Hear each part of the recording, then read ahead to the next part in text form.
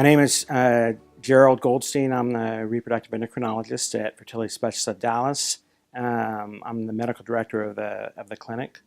I went into reproductive endocrinology because I enjoy building families. I think it's amazing what children bring to your life. I have two young boys that are 11 and 12, and it's amazing. It's amazing what they say, what they do. I would say that what strikes me the most of what's involved to help helping gay men have children is how much money that they are spending just to have a child. It's amazing to me that you could spend so much money and not end up with anything.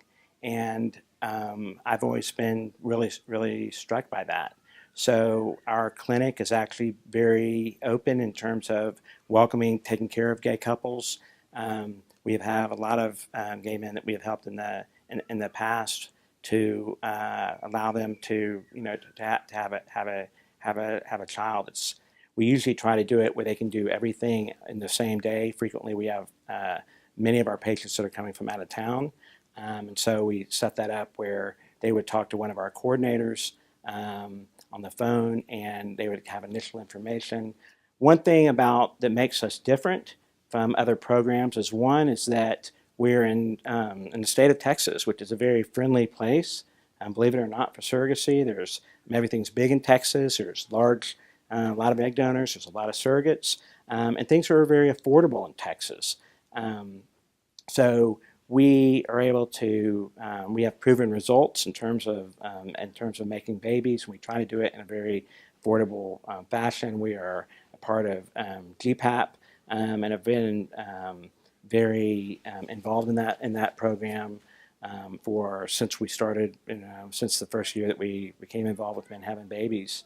And so we hopefully will be able to help you build a family and do it where you won't be breaking the bank, basically.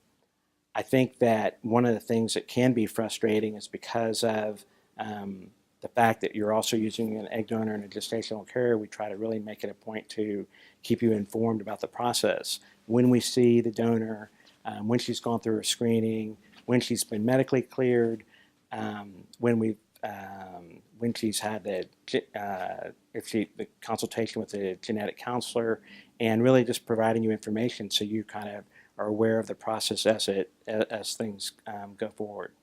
So I would say the next step is to give us a call and talk to one of our coordinators.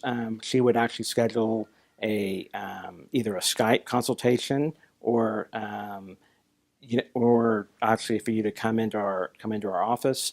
And at that point in time, we can kind of get the process going in terms of getting you to do a sperm collection, and also we really start off just with making embryos. So we typically would get you to bank, you and your partner, or have you bank sperm, and we'd start the first part, which is really picking out an egg donor and walking you through that process, whether you're using an in-house donor or using an agency donor, and making embryos.